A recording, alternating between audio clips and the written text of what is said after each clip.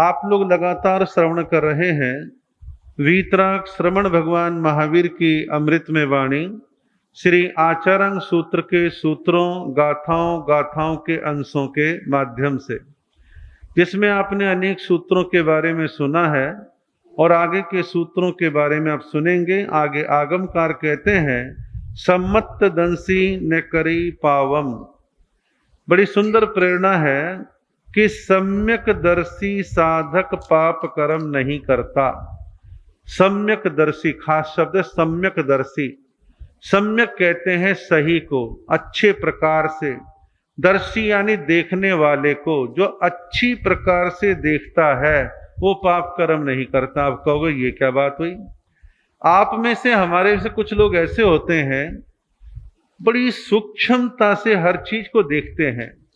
खाना है तो देखेंगे कोई गड़बड़ तो नहीं दिख रही है, बर्तन खाली तो है, कोई चींटी मकोड़ा तो नहीं घूम रहा है, और चलते समय बड़े देख के चलेंगे। बड़ी सूक्ष्म निगाह वाले लोग, बारीकी से निगाह रखने वाले लोग।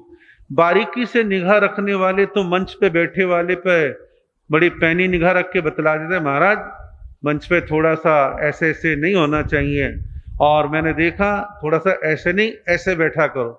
तो सूक्ष्म निगाह वाला व्यक्ति हर बात को बारीकी से देखता है।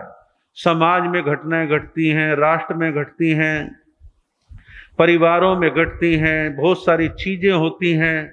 बारीक निगाह वाला व्यक्ति फौरन ताड़ जाता है कहाँ गड़बड़ है, कौन सी चीज असली है, कौन सी नकली है, कहाँ क्या गड़बड़ है। तो सम्यक दृष्टि, अच्छी प्रकार से देखने वाला, बारीकी से देखने वाला, वो कभी पाप कर्म नहीं करता। अब इसका मर्म समझिए कि धर्म के क्षेत्र में एक वो लोग हैं स्थूल मोटी दृष्टि वाले, ठीक है चलता है ना, क्या फर्क पड़ता है। एक है व्यक्ति सूक्ष्मता से विचार करने वाला, नहीं हमारे तो मुख से भी ऐसा शब्द नहीं निकलना चाहिए, करने की तो बात ही बहुत दूर है, शब्द की तो बात छोड़ो, दिमाग में भी ऐसा गलत विचार नहीं आना चाहिए। ये सूक्ष्म सोच वाला व्यक्ति क्या पाप कर पाएगा? नहीं कर पाएगा। और इससे भी थोड़ा और मोटा रूप ले लो, आपको थोड़ी सी विवेक की बात आपके दिमाग में आई हुई है, पढ़ने के द्वारा, संस्कारों के द्वारा, तो आप बड़ी बारीकी से हर घटना को, हर चीज को देखते हैं। अब सूक्ष्म निगाह वाला देखता है, देखो भाई सूजी का हलवा तो बनाना है और सूजी कई महीने की पड़ी है, देखो उसमें लट तो नहीं पड़ गई है। छलनी से छानेंगे, छान करके देखभाल करके फिर आगे की प्रक्रिया को संपन्न करेंगे। आप घी का टिन थोड़ा सा खुला हुआ था या डब्बा खुला हुआ था, उसके मुंह पर आसपास में चींटियां आ गई हैं, कुछ मर गई हैं, कुछ जिंदा हैं, और जैसे विवेक ने धड़ाक से डालेगा काम कर लेगा, 2 4 10 मरे तो मरे। लेकिन सूक्ष्म निगाह वाला स्त्री पुरुष हर व्यक्ति बारीकी से देखेगा। और बहुत साल पहले मैंने एक मैगजीन पढ़ी थी, तीर्थंकर नाम की पत्रिका इंदौर से आती थी, जिसके संपादक थे डॉक्टर नेमीचंद जैन, बड़े विद्वान व्यक्ति थे। तो जैनों की रसोई के बारे में बड़ी बारीकी से उन्होंने लिखा कि जैनों की रसोई कितनी अहिंसक हो सकती है और कितना विवेक उसमें ध्यान रखना होता है। अब आपके घरों में कई बार ये चीजें नौकर नौकरानियों के हवाले हो जाती हैं, वो स्याह सफेद जो कर रहे सो ठीक है, जो प्लेट में डोंगे में परोस के ले आए, कैसरोल में आ गया, आपने खा लिया। लेकिन कुछ ऐसी महिलाएं भी होती हैं, काम वो कर रही हैं, निगरानी उनके ऊपर अपनी बारीकी से रखती हैं, और कई बार तो बारीकी में रखने वाला, निगाह रखने वाला, उनको जब बार बार ठोकता कहीं तो बेचैन होकर भाग जाते हैं, और कुछ समझते जाते हैं भाई ये चीजों की साफ सफाई विवेक को पसंद करते हैं, और इसलिए मुझे बार बार कह रहे हैं। और कुछ नौकरानियां अपने मालिकों की दृष्टि को समझ करके विवेकपूर्ण काम भी करने लग जाते हैं। थोड़ा सा पेशेंस के साथ उनको ट्रेंड करने की, समझाने की आवश्यकता होती है। मैं एकांत रूप से नहीं कह रहा कि अब नौकर नौकरानी से काम ना करवाएं, काम करवाएं, स्वयं भी करें, लेकिन निगरानी पूरी रखें, सब कुछ हवाले ना कर दें। तो उससे क्या, कई बार आपके सामने क्या परोस दिया आपको क्या मालूम है। तो इसलिए निगरानी का रखना बहुत आवश्यक है। एक बार की बात है, गांधी जी अपने आश्रम में सब्जियां काट रहे थे। सब्जी में उस दिन उनकी ड्यूटी या उन्होंने स्वेच्छा से टमाटर काटने की जिम्मेदारी ली।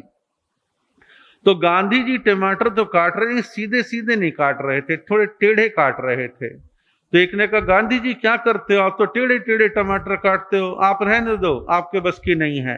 गांधी जी ने कहा कि मेरे टेढ़े टमाटर के काटने का राज है। बोले बताओ क्या राज है। बोले जहां जहां कांटे कोचरे कीड़े पड़े हुए हिस्से हैं उनको मैं साइड में कट मार के अलग निकाल रहा हूं, और जो फ्रेश हिस्सा है, साफ सुथरा हिस्सा है, जहां जीव नहीं दिख रहा है, उसको मैं अलग, मतलब काम में लेने योग्य, उसको अलग कर रहा हूं। भाव कहने का ये है, विवेक दृष्टि, सम्यक दृष्टि, सूक्ष्म निगरानी, सूक्ष्म निगाह, वो व्यक्ति ऐसा काम कर पाएगा। अब दुनिया में ब्याज का धंधा बहुत सारे लोग कर लेते हैं। बैंक तो अपने तरीके से जो करते हैं सो करते ही हैं, लोन देते हैं, ब्याज लेते हैं। लेकिन प्राइवेट लोग भी बहुत से ब्याज पे देते हैं और बहुत सारे लेते हैं। अब एक आदमी इतना विचार चिंतनीय है, विचार करता है कि अरे भाई ब्याज लेना है, सूक्ष्म रूप से लेना है, और इतना तगड़ा ब्याज नहीं लेना, सामने वाला आकुल व्याकुल हो जाए। एक व्यक्ति विचार करता है, कोई हमारे पाप कर्म का उदय है, धन की वैसे ही कमी है, सामने वाले का लाख लाख धन्यवाद, संकट काल में हमारी सहायता करी, और इसके पैसे मैं निश्चित तौर पर समय पर लौटाने का प्रयास करूंगा, मैं इसके पैसे नहीं हड़पूंगा। और एक व्यक्ति कहता है क्या फर्क पड़ता है, हड़प जाना, कौन से कर्म भोगने हैं। उसकी निगाह कुछ और प्रकार की है। कोरोना में बहुत सारे लोगों ने परोपकार, चैरिटी, भलाई के, सेवा के काम करे। बहुतों ने दुगने तिगने रेट लगा करके चमड़ी उधेड़ने वाला काम, पैसे कमाने वाला काम, वो भी उन्होंने करा। हम और आप सब सभी चलते हैं, कोई दबड़ दबड़ करके चल रहा है, हबड़ तबड़ करके चल रहा है, कोई निगरानी करके गमना गमन का विवेक रखते हुए देख के चल रहा है, मेरे पांव के नीचे कोई जीव जंतु आकर के ना मर जाए, मैं विवेक के साथ चलूं, कहाँ काई है, कहाँ हरी घास है, कहाँ बीज पड़े हैं, कहाँ चींटी मकोड़े इत्यादि जीव जंतु हैं। तो ये दृष्टि रखने वाले लोग भी आपको मिलेंगे। हम और आप अपने अपने सामान की प्रतिलेखना, सार संभाल, झाड़ पोंछ समय समय पर करते हैं, प्रतिलेखना है। और यथाकाल प्रतिलेखना साधु भी करें और आप लोग भी कर सकते हैं। बहुत सारी महिलाएं अपनी अलमारियों को समय समय पर सारा सामान निकाल के उसको ठीक ठाक कर लेती हैं। कहीं कोई जीव जंतु ने स्थान तो नहीं बना लिया है, तो ये हमारा विवेक है। और बहुत सारे लोग इन मामलों में बड़े जागरूक रहते हैं, संभल करके काम करते। देखिए आज बिजली विद्युत आपके हमारे जीवन का एक अभिन्न हिस्सा बन गई है। बिजली के साधनों में पंखा है, एसी है, कूलर है, लाइट है, आदि आदि जो भी है, इनका आप उपयोग करें, लेकिन कोई दिक्कत नहीं। लेकिन बस यहाँ एक विवेक की आवश्यकता है कि क्या वो फिजूल में चल रहा है, क्या वो अंधाधुंध चल रहा है। मिनी हॉल में बैठे 4 पंखे चल रहे हैं, लेकिन जहां मैं बैठा हूं वहां मेरे को हवा मिल रही है, बाकी 3 पंखों को मैं बंद कर दूं या करवा दूं। लाइटें इतनी जल रही हैं, एक आवश्यक है उतनी मैं अब लाइट रख लूं, दिन में मेरे को लाइट की आवश्यकता नहीं है। तो ये छोटी छोटी बातों का विवेक जीवन के अंदर होना चाहिए। पानी का विवेक, अंधाधुंध पानी बर्बाद करना, गाड़ी धोने के लिए मोटा पाइप लेना और पानी को बर्बाद करना।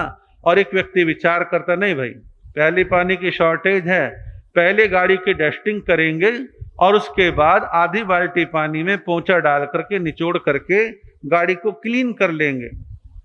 कुछ लोग इस प्रकार का काम करते हैं।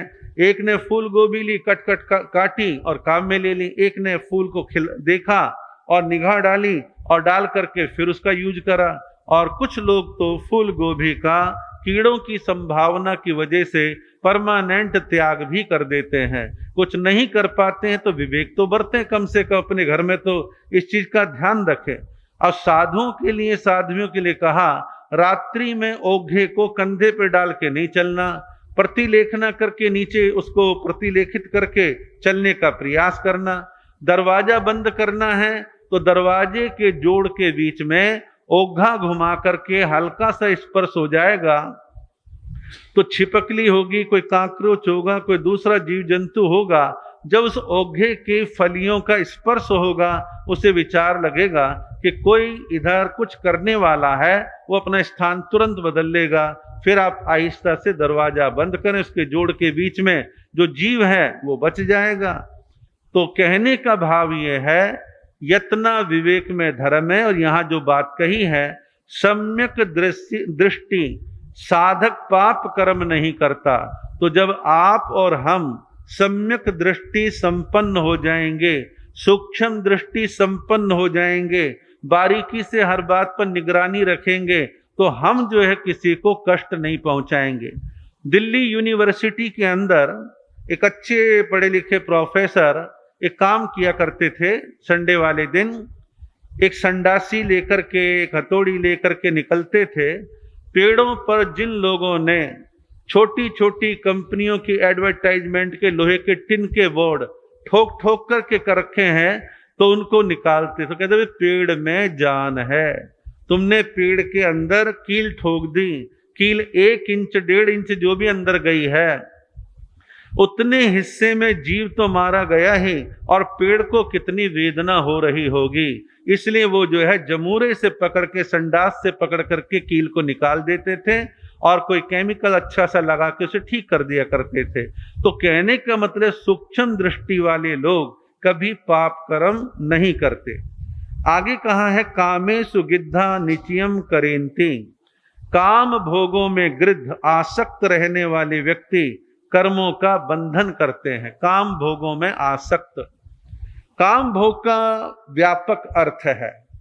और काम भोग के व्यापक अर्थ में हम ये लेंगे कि 5 इंद्रियों के जितने विषय हैं, मन वचन और काया की जो प्रवृत्तियां हैं, जो पापमय प्रवृत्तियां हैं, इन सब पर अंकुश लगाने की बात यहां पर कही गई है कि जो इन 5 इंद्रियों और मन वचन काया की प्रवृत्ति में गृद्ध यानी आसक्त रहता है, और खा लूं और देख लूं और सूंघ लूं और सुन लूं, ये जो भिन्न भिन्न चीजें हैं, ऐसे जो आसक्त लोग हैं पाप कर्म का बंधन अपने जीवन में बांधते हैं। तो जैन धर्म में तो साधु के लिए तो खास तौर पर संयम की बात कही, लेकिन श्रावकों को भी फ्री नहीं छोड़ा है। आपके 12 अणुव्रतों में ले लो, प्रतिक्रमण में ले लो, आप लोगों के लिए भी विवेक की बात कही है, संभलने की बात कही है। और आप साधु जितने संभल नहीं सकते हैं, तो आप आंशिक रूप से प्रयत्नशील रहें। जैसे जैसे उम्र बढ़े, बहुत सारी चीजों के त्याग आप लोगों के जीवन में बढ़ते हैं, बढ़ने चाहिए। और जीवन में मौत शोक का एक पीरियड होता है जो आम आदमी करता ही करता है, और लेकिन उसके बाद व्यक्ति को जरूर संभलना चाहिए, नियम और मर्यादाओं में अपने जीवन को जीना चाहिए। आगे कहा है, आयंक दंसी न करी पावम। इसका अर्थ है कि जो संसार के दुखों का ठीक तरह से दर्शन कर लेता है वह कभी पाप कर्म नहीं करता। संसार के दुखों का ठीक ढंग से दर्शन। अब दर्शन ये सुने कि फिल्म चल रही है और आपने दर्शन कर लिए। आपकी जागरूक निगाह, आपकी संवेदनशील दृष्टि, आप संसार की घटनाओं को कैसे आकलन करते हैं, कैसा चिंतन करते हैं। आप अखबार उठा के देखिए, आप YouTube चैनल और सोशल मीडिया पे जाइए, कितनी कितनी तरह की घटनाओं से अटे पड़े भरे पड़े हैं। वहां रेप हो गया, वहां मर्डर हो गया, वहां पहाड़ टूट के गिर गया, वहां ये हो गया, ये आपदा आ गई, दुनिया भर के हम दर्शन करते हैं, पाप कर्म को देखते हैं, उनके परिणामों को देखते हैं। संसार का क्या हाल है, क्या दर्शन है, इसको जानने की बात यहाँ पर कही है। जो संसार के दुखों का ठीक तरह दर्शन कर लेता है वह कभी पाप कर्म नहीं करता। मेरी दीक्षा 1978 में हुई है। ये मैं बात कह रहा हूं 78, 69, 80 के आसपास की बात मैं कर रहा हूं। मेरी नई नई दीक्षा थी और पूज्य गुरुदेव श्री प्रेम सुख जी महाराज ने एक पतली सी लगभग 45-50 पेज की किताब छपवाई थी, जिसमें रेखा चित्र थे। और रेखा चित्रों में क्या दर्शाया था, किताब का नाम था भाग्य के फल और हेडिंग था नरक स्वर्ग। तो नरक स्वर्ग नाम की उस पुस्तक में ये दिखाया था कि किस कर्म के करने से नरक में क्या फल भोगना पड़ता है। चित्रों के द्वारा समझा के नीचे कैप्शन लिखे हुए थे और बतलाया था चित्र में क्या कहा जा रहा है। मांसाहारी को क्या फल मिल रहा है, शराबी को क्या मिल रहा है, पर स्त्री गमन वाले को क्या मिल रहा है, आदि आदि बहुत सारे विषय थे। वो किताब घूमते घूमते जो है आसाम में मिलिट्री छावनी में पहुंच गई। किसने पहुंचाई पता नहीं। तो मिलिट्री वालों के यहाँ से एक लेटर बस्ती अरफूल सिंह में श्रीचंद जी जैन का एड्रेस था, वहाँ पत्र आया, ये आपके यहाँ की पुस्तक हमारे यहाँ प्राप्त हुई और हमारे सभी मिलिट्री के साथियों ने देखा और सबके मन पर इसका बड़ा अच्छा प्रभाव पड़ा। आप हमें 20, 30, 50 किताबें भेजो। गुरुजी को मालूम पड़ा, उन्होंने कहा हमें भेज दो। किताबें भेजी। भाव केवल मात्र इतना कहने का है, केवल स्वर्ग नरक के जो चित्र हैं जो आगम के आधार पर आर्टिस्ट ने बनाए, तो वो कितना मनमानस पर प्रभाव डाल रहे हैं। और ऐसा मैंने कहीं पढ़ा सुना है कि अभी भी वर्तमान में कहीं ऐसे मॉडल्स बनाए हैं और उसमें 3D वगैरह का प्रयोग किया है कि नरक में नारकीय कैसी कैसी वेदनाएं भोगते हैं। और ऐसे मॉडल बच्चों पर, युवाओं पर, जैन जैनेतर पर, सब पे प्रभाव डालते हैं। शायद 1 घंटे का प्रवचन उतना प्रभाव ना डाले जो 5, 7, 10 मिनट का वीडियो असर डाल देता है। लेकिन अच्छे क्वालिटी वाले वीडियो बनाने का कहाँ ख्याल है किसी को। सबको अपनी प्रसिद्धि के वीडियो डालने के शौक हैं। हमने फंक्शन किया, हम नाचे कूदे, वो वीडियो डाल दो, दुनिया देख लेगी। लेकिन ऐसे वीडियो बनाने में पैसा लगता है, श्रम लगता है और बुद्धि बल लगता है, तब जाकर के ऐसी सुंदर चीजों का निर्माण होता है। और आज सही पूछो, धर्म प्रचार करने के लिए ऐसे वीडियो या उन अच्छे प्रवचनकारों के वीडियो जब YouTube पे जाते हैं तो सारी दुनिया देखती है। तो इसलिए इन चीजों का भी वक्त वक्त पर प्रयोग होना चाहिए। तो जब हम संसार में बारीकी से संसार के दुखों को देखते हैं तो हमारे अंदर से एक संवेदना जागती है। गरीबी का दुख क्या है, बीमारी का दुख क्या है, मान अपमान की क्या स्थिति है, शारीरिक विकलांगता व्यक्ति को कैसी दीन स्थिति में ले आती है, संतानहीनता के क्या मन पर गुजरती है, रोग तकलीफ क्या, अज्ञानता क्या और अंतराय कर्म क्या। इन चीजों को जब बारीकी से देखते हैं तो हम अंदर से संभलते हैं कि मैं ऐसे पाप कर्म क्यों करूं कि मेरे जीवन में ऐसे भविष्य में अगली गति में कोई कष्ट आए, तकलीफ आए, पीड़ाएं आए, इनसे मेरे को बचना चाहिए। तो कहा जो संसार के दुखों का ठीक तरह से दर्शन कर लेता है वह कभी पाप कर्म नहीं करता। आगे कहा है सच्चम्मी धीम कुवह, जिसका अर्थ है सत्य में धृति कर, सत्य में स्थिर हो। धृति कहते धैर्य को और स्थिर कहते टिकने को। तो सत्य में धृति यानी धैर्य रखने की बात कही है और सत्य में स्थिर यानी टिकने की बात कही है। साधु सत्य महाव्रत का संकल्प लेता है।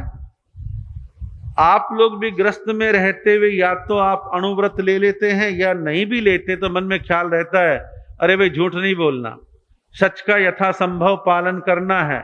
आप भी ऐसा सोच लेते, लेकिन होता क्या है, सत्य का पालन करने का मन भी पूरा है लेकिन कष्टों के पहाड़ ऐसे टूट पड़े, फिर कहते चल अब संकट में आ गए थोड़ा झूठ बोल ले।